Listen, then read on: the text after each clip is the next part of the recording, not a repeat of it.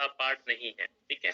तो एटली की स्टेटमेंट आपने सुबह ही पढ़ी थी कि specific date for the transfer of power, है ना, पीसफुल पावर को ट्रांसफर करने के लिए तैयार हो गए थे, पीसफुल ट्रांसफर ऑफ पावर।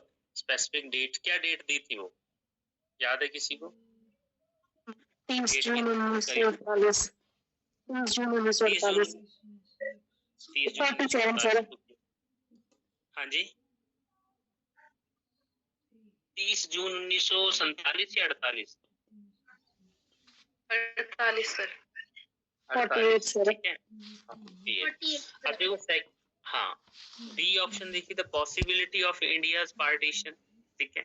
अब देखो इंडिया की पार्टीशन की पॉसिबिलिटी तो थी, ठीक है, तभी तो उन्होंने ये स्टेटमेंट दी कि भाई हम पार्टीशन करने जा रहे हैं, है ना, ये चीज हमने डिस्कस की, पार्टीशन करने जा रहे हैं और पार्टीशन तो होगी क्योंकि आप मान नहीं रहे हैं, तो उस हिसाब से पॉसिबिलिटी तो भारत की पार्टीशन की थी, ठीक है।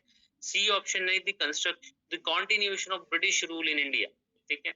अब देखिए जब वो पॉसिबिलिटी, मतलब उन्होंने सब कुछ कर दिया है, 1946 में कैबिनेट कमीशन भी बिठा दिया, कैबिनेट मिशन को भी भेजा और उनका सारा है कि हम आपको पीसफुली पावर ट्रांसफर कर देंगे, तो ब्रिटिश रूल इंडिया में कहाँ कंटिन्यू करेगा, ठीक है।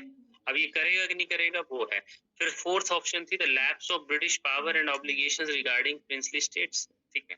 अब देखो प्रिंसली स्टेट्स जो है हमारी रियासतें हैं, उनके रिगार्डिंग, और ब्रिटिश पावर जो है वो खत्म हो जाएगी, ये भी तो वही दिख रहा था। बट इसमें आंसर क्या लग रहा है आपको कि क्या होना चाहिए, कि एटली की स्टेटमेंट का पार्ट कौन सा नहीं, ठीक है। Option C.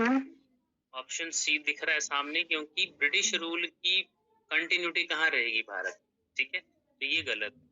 बाकी ए बी और डी सही है।